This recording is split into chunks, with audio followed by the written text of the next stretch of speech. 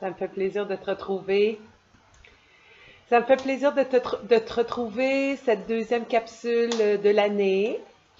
Je ne sais pas où est-ce que tu en es rendu dans la réalisation de ton rêve. Est-ce que tu as commencé à écrire ton livre? Est-ce que tu as commencé à afficher plus ta féminité? Est-ce que?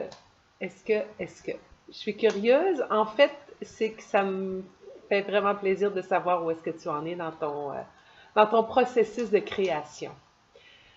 C'est quelque chose qui me parle beaucoup. Moi, le processus de création, c'est quelque chose qui m'a, personnellement, j'ai envie de dire, sauvé la vie. Sauver la vie dans le sens où un jour, je suis sortie de la tente et j'ai pris ma vie en main et j'ai commencé à me créer. Et ça a demandé de faire face à mes peurs, de faire face à mes propres obstacles. Ça a demandé de faire face aussi au jugement des autres, aux commentaires. Ça demande de faire face à tout ça. Mais ce qui permet de continuer d'avancer, c'est d'avoir une foi profonde que ce que je suis en train de faire, c'est pour le mieux. C'est pour le mieux pour moi. Pour sortir de cet état de j'ai pas de prise sur ma vie, de cet état de je laisse le pouvoir à l'extérieur et moi je suis un peu comme un robot à travers ma vie. Alors c'est certain que c'est un sujet qui me parle, c'est un sujet qui m'anime, c'est un sujet qui me fait vibrer.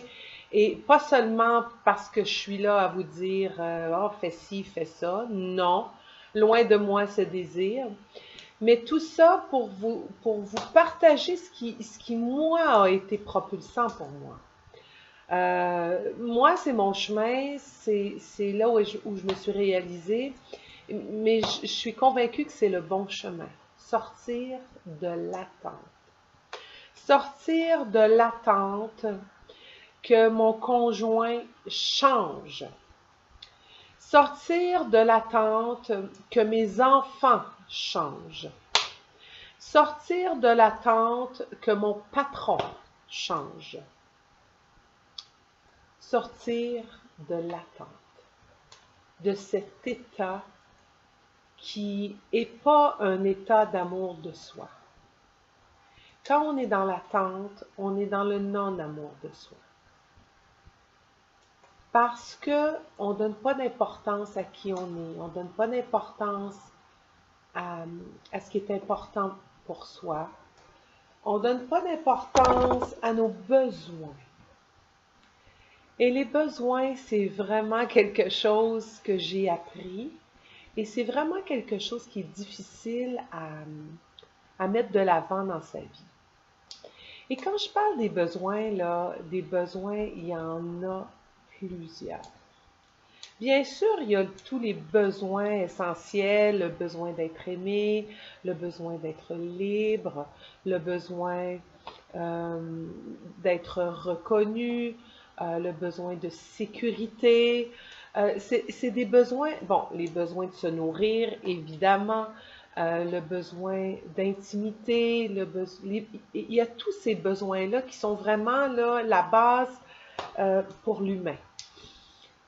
Et il y a tous les besoins de l'ordre affectif, relationnel. Et je vous dirais que ces besoins-là, c'est pas facile à prendre en charge soi-même. Et dans la satisfaction de ces besoins, la tendance est plutôt de rester dans l'attente que l'autre, que ce soit mon patron, que ce soit mon enfant, que ce soit mon conjoint, que l'autre comble mes besoins et devine ce que j'ai besoin. Et là, c'est très frustrant. La frustration peut venir à son comble. Alors, le besoin d'être entendu, le besoin d'être écouté, le besoin d'être accueilli, le besoin d'être acceptée, le besoin d'être prise dans les bras, le besoin de réconfort, le besoin d'être consolée.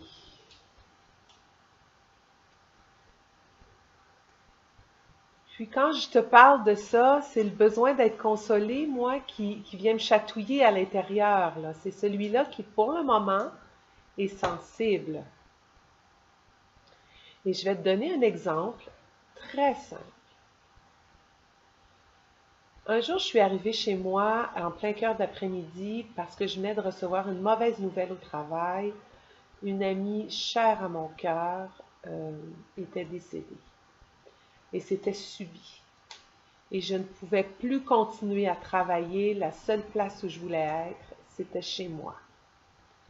Et cet après-midi-là, mon conjoint était à la maison. Alors quand je suis arrivée, je suis tombée en larmes, bien sûr. Mais mon conjoint, quand il me voit pleurer, lui, il y a toute son impuissance et tout son pragmatisme qui se met en branle et il veut trouver une solution pour que j'arrête de pleurer. Alors, il me dit plein de choses, plein de paroles, et là, moi, je suis pas bien là, dans ça parce que ça me coupe de mon émotion, j'ai pas envie d'entendre ces paroles-là, je le sais qu'il part d'un élan d'être là pour moi, et il peut pas deviner que présentement, tout ce que j'ai besoin, c'est d'être consolée. J'ai besoin de pleurer et j'ai besoin de le faire dans ses bras. Alors, qu'est-ce que j'ai fait à ce moment-là? Je lui ai dit, j'ai besoin de pleurer dans le silence, dans tes bras. Est-ce que tu penses que tu peux m'offrir ça? Et ça a été extraordinaire. Et ça m'émeut encore de vous le partager parce que j'ai pris en charge mon besoin. La frustration n'était pas là.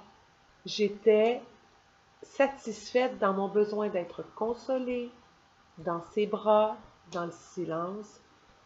Et il a été très, très, très réceptif, très respectueux et il a été là pour me consoler.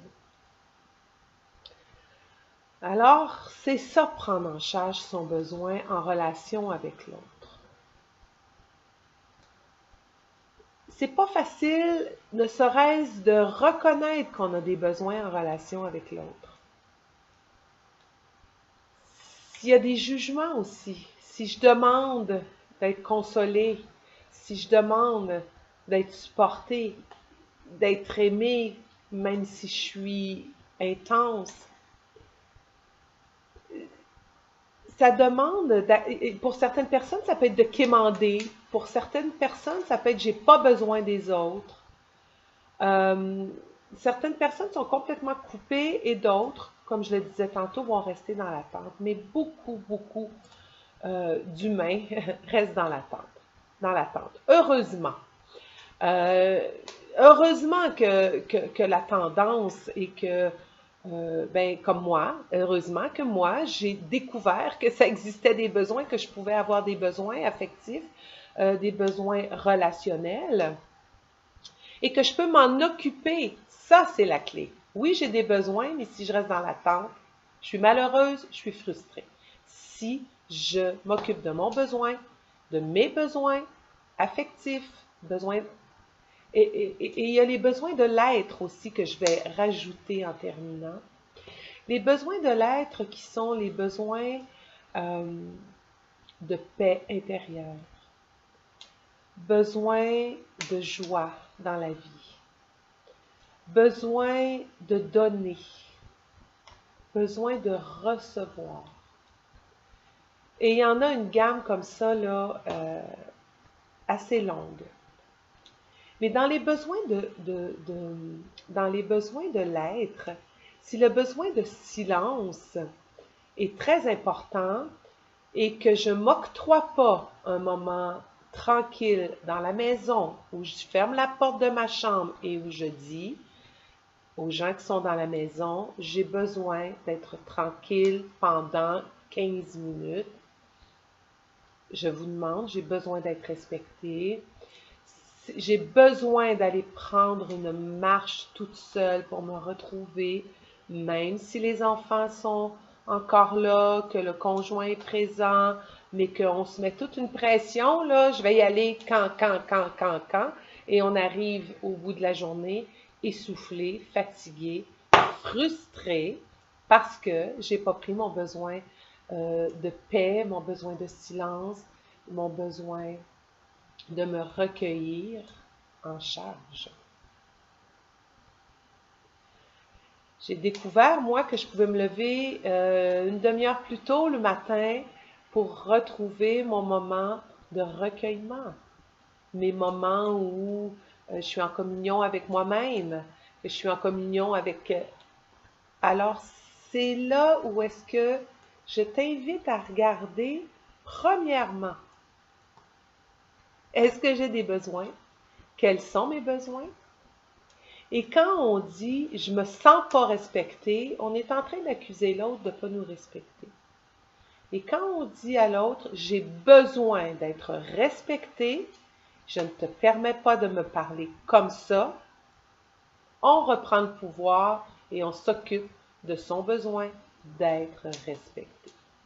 Alors, c'est des besoins, je sais que j'ai déjà parlé, c'est des choses qui reviennent, mais qui sont tellement importantes pour moi dans créer sa vie à son image et reprendre du pouvoir sur sa vie, sortir de l'attente et sortir de la frustration.